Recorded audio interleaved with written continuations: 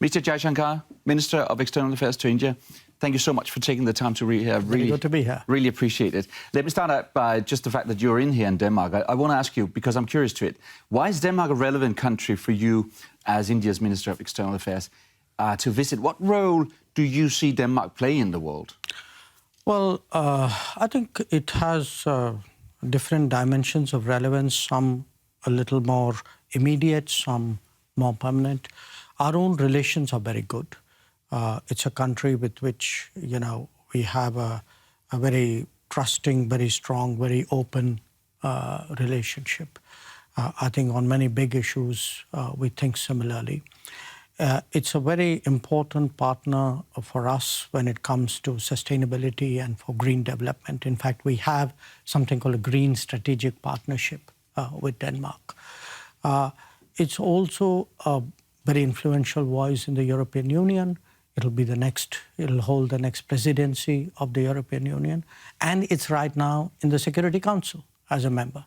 So it has a global influence and a global, I would say, role as well. So there is a reason, not just for the fact that there's 6 million people, which is not very many. No, I like the 6 million people, always good to be here. And I must tell you, I have great counterparts. I like, working with Foreign Minister Rasmussen, and I always enjoy meeting Prime Minister Frederiksen as well.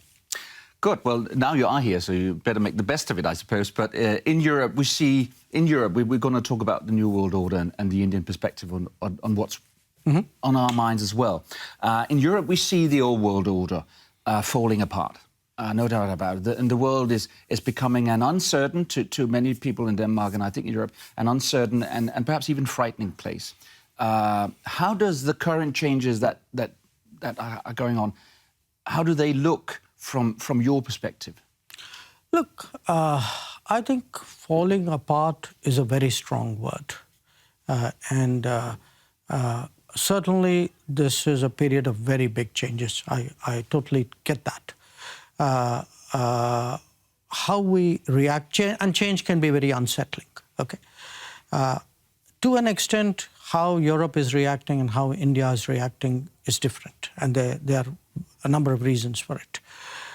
Many of the changes pertain to an alliance structure, alliance culture, which has given a lot of comfort to Europe.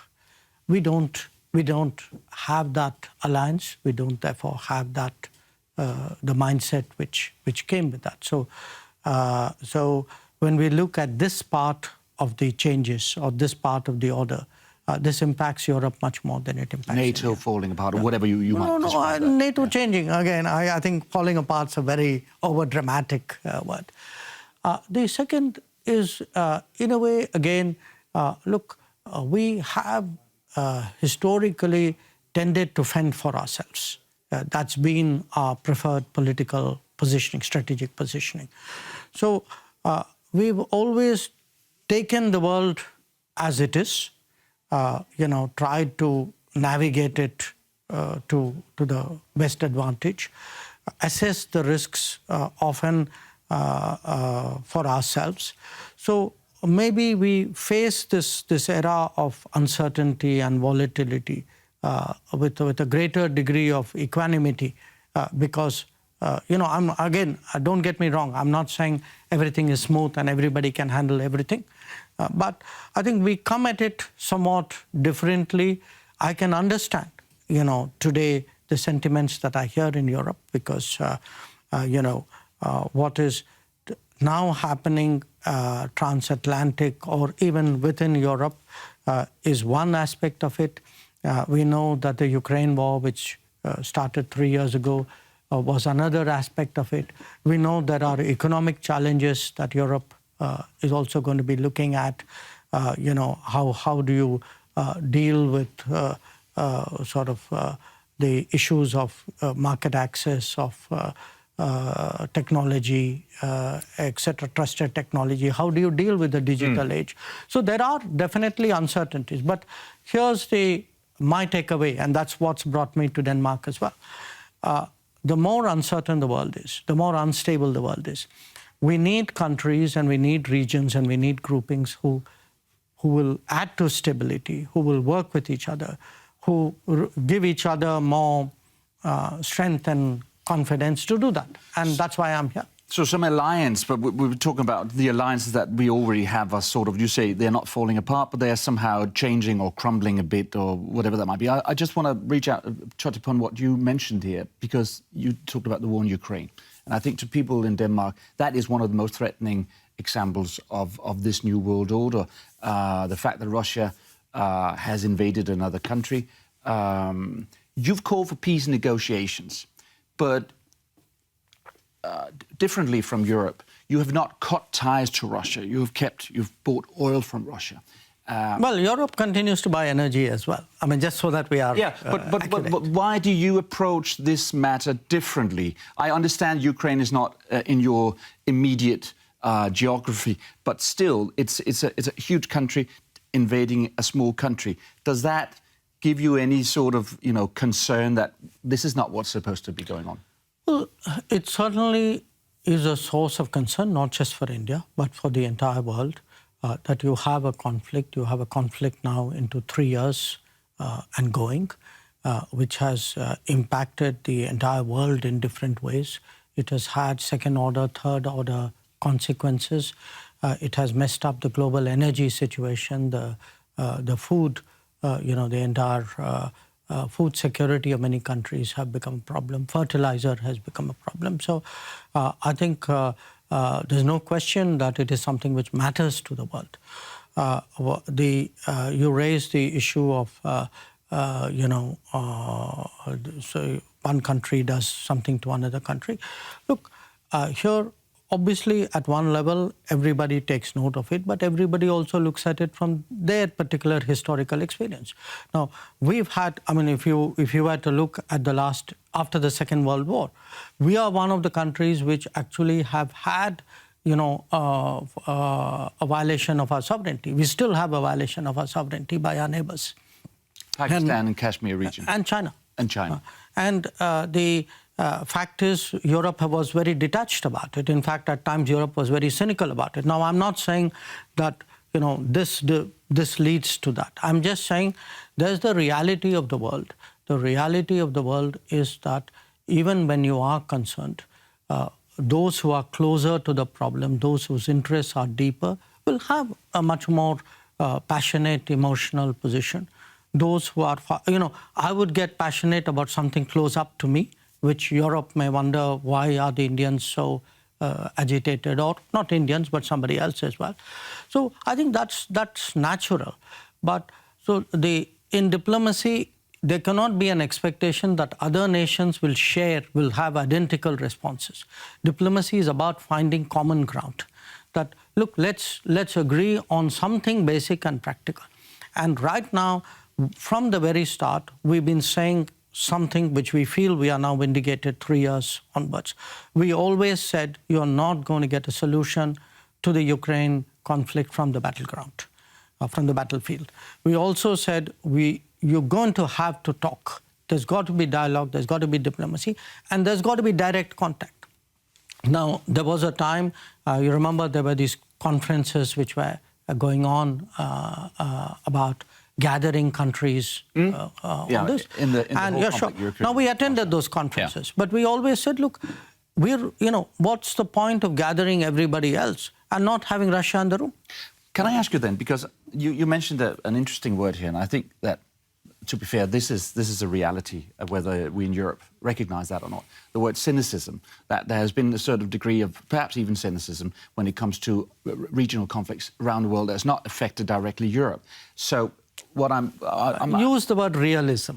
Realism, cynicism, but the fact that you're capable of looking at other interests than just the fact that, for instance, that a country has been invaded. Well, is there interest to us that differs from the values perspective? But what I want to ask you is, do you see a world coming now, in the years ahead, where that kind of, and you may use another word than cynicism, realism, where that kind of cynicism, my word, will be sort of play a larger role in how we intervene with each other, how we, are with each other as countries?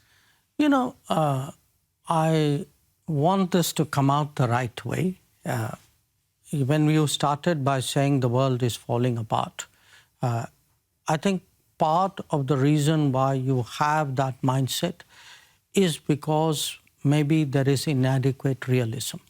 That what, in the case of Europe, to be very honest, you had found a sweet spot where largely security concerns were taken care of through the American relationship. The energy demands were taken care of through the Russian relationship, and the economic trade was taken care of through the China relationship. So Europe was in a perfect position. Now, what has happened in the last 4 or 5 years is each of these aspects have come under stress, to put it mildly. To put it mildly, yes. Yes. So now this has, to my mind, calls for two kinds of responses, but obviously this is something Europe has to decide. On the one hand, obviously, Europe has to be strategically more self-reliant or more autonomous, or be much more multipolar in its thinking. Stronger militaries. Well, not just stronger military. In fact, I have a view that it should be more economic relationship, and I have I have a self-interest there. But also, I think Europe has to be more realist about the world. That Europe could take positions. The whole idea of we will change the world through trade. We will influence them through negotiations. They will become more like us. Now, that, to some extent, you could afford that kind of thinking because somebody was dealing with the nasty stuff and you didn't have to get your hands dirty. Now, today, that era is behind you. So, in that sense, why I use the word realist, I do think, Europe is not just entering a multipolar world.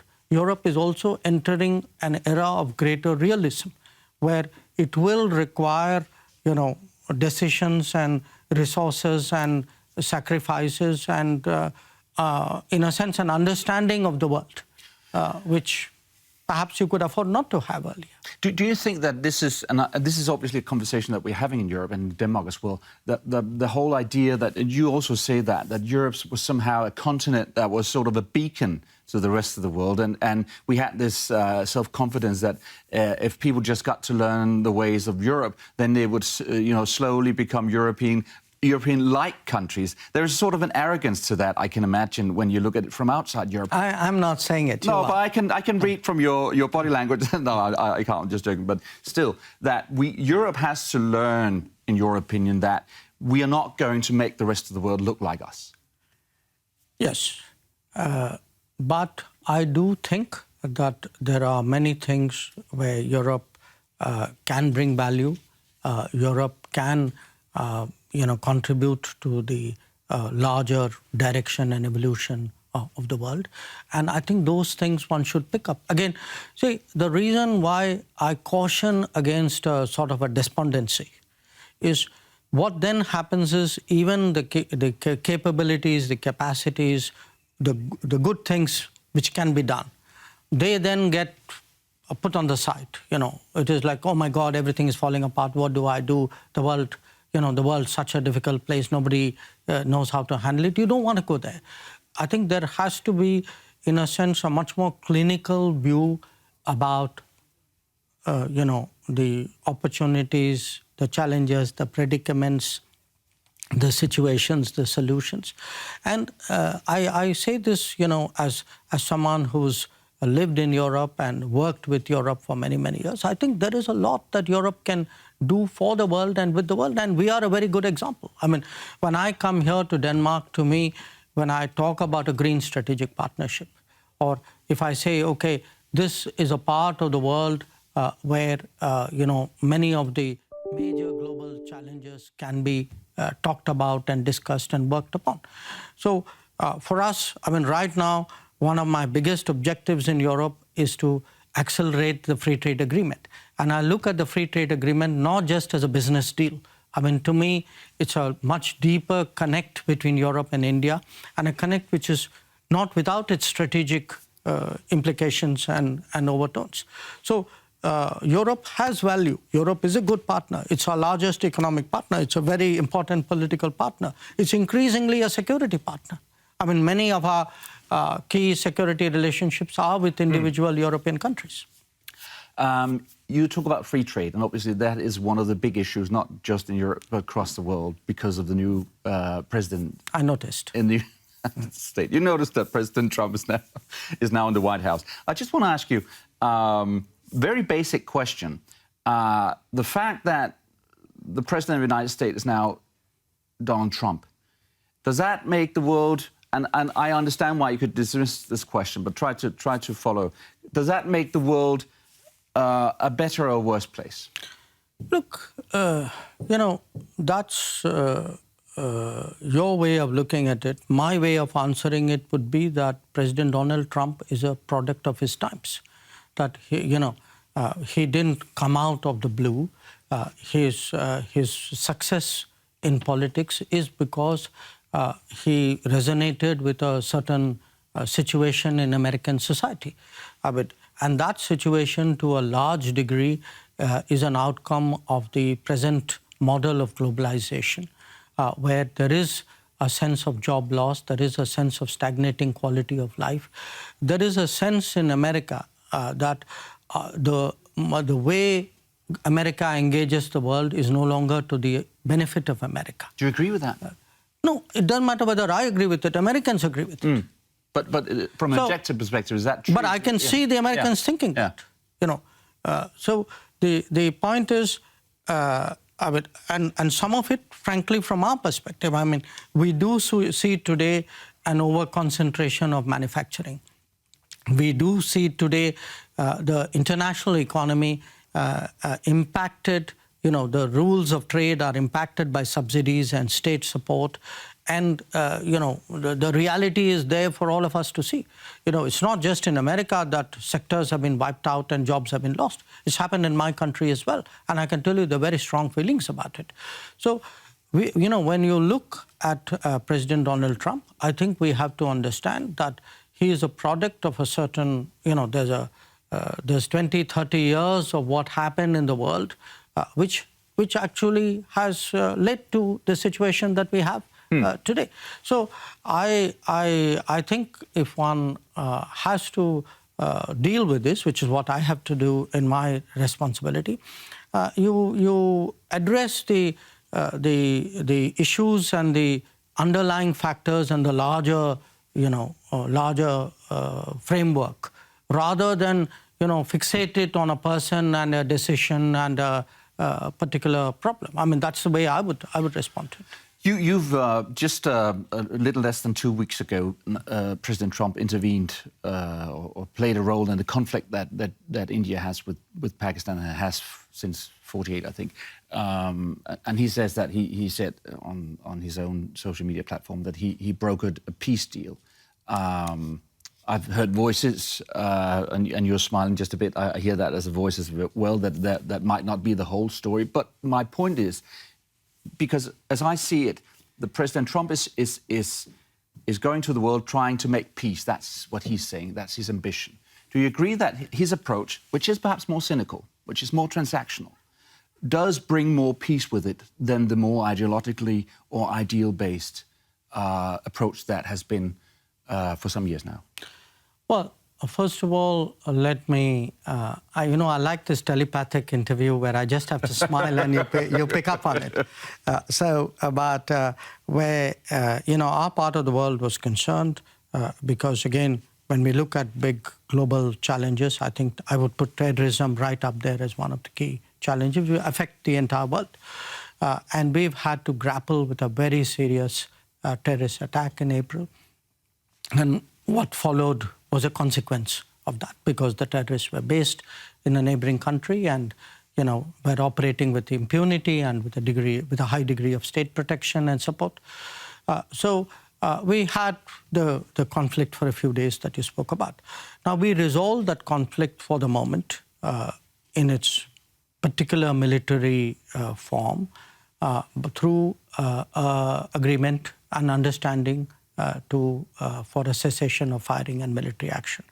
And this was something that we negotiated directly between the militaries of the two countries. They The trigger for it was that after we had fighting for a few days, we hit them very hard on a particular morning, the morning of the 10th to be precise, and that caused the Pakistanis to say, okay, we're prepared to stop the firing and reach an understanding about how to deal with it.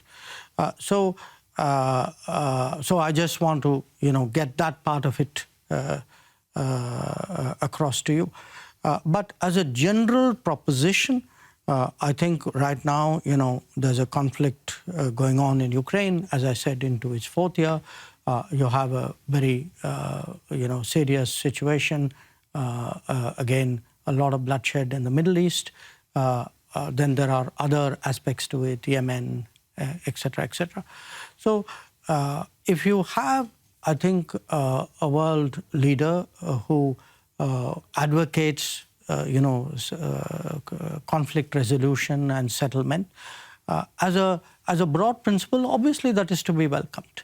Now, people can have views about, what's the best cause, what should be negotiated, who should negotiate it. That's a different issue. But I think if one steps back and looks at the world in the last 5 years, let us say, it's a very difficult world. And the ravages of the COVID, the long-term effects, what it has done to societies in many countries. And top of it, then, multiple conflicts. And each of these conflicts, I spoke about how Ukraine has affected food, fuel, and fertilizer. Look at the Middle East. It has completely messed up shipping and, the maritime traffic between Asia and Europe. And that actually has very serious economic and job implications for people. So we need today an effort, ideally collective, but we know realistically that it doesn't work that way. Different countries need to find ways of, bringing down the temperature, getting people to talk, encouraging people to talk. And we believe that is best done in situations where people talk to each other directly. So because obviously everybody would, I suppose, most people would agree that we need to talk together and we need to listen to each other. We need to settle the conflicts that are killing people in various regions, as you pointed out.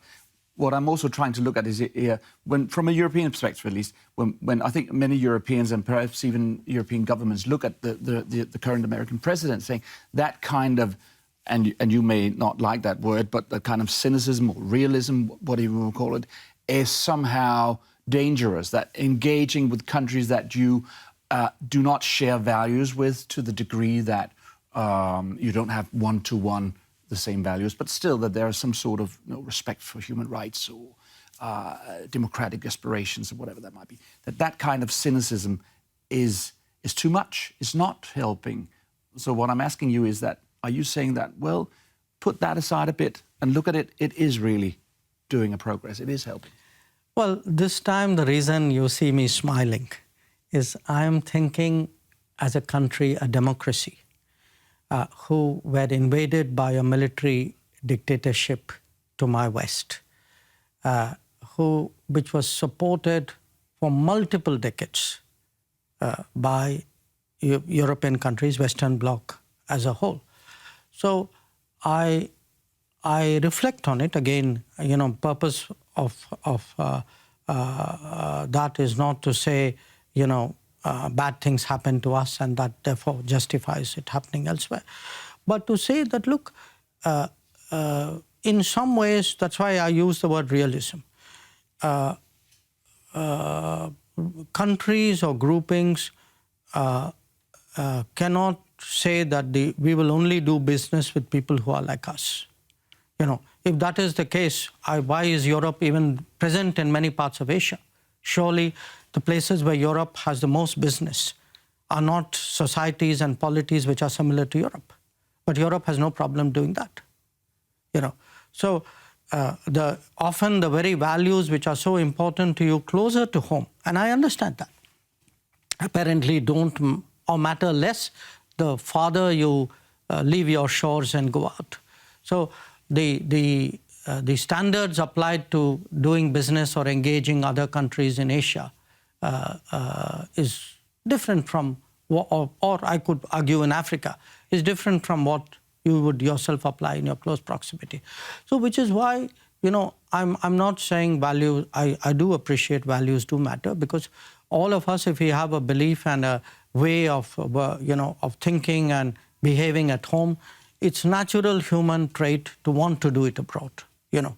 So I would relate, say, to you as a person from a democratic polity in a way in which I would not to someone who's not from a democratic society. You would intuitively understand, let us say, the pluralism, the diversity of our views, the fact that in many cases I would say, you know, we can't do this because that's not allowed, or, you know, the parliament has to decide, or the, you know, there are laws or rules. So our instinctive responses and thought processes, the algorithms would be very different, and we would relate to each other. But I would say, again, I come back to that point, therefore, that some of the changes that you're, you know, await, one part of what Europe is going through is, I know you're in the mid, or you started a big rearming program. Okay, there's a big security emphasis. I know that we had the European commissioners, over 21 of them, led by President von der Leyen. And we know that now there's a much greater desire to engage with India and do more, do the free trade agreement. But I think one other dimension of it is really to understand the world with all its shortcomings, with all its differences, with the fact that many parts of the world think and behave and believe differently from you, and find common ground. That you cannot have a view, I will only work with people who are exactly like me or agree with me. We have to work with people who sometimes we don't entirely agree with. That's why people like me have this job. Mr. Jaishankar, I want to thank you so much for taking the time to be here and on the program and give us your perspective and India's perspective on the New World Order that we're also concerned about and thinking.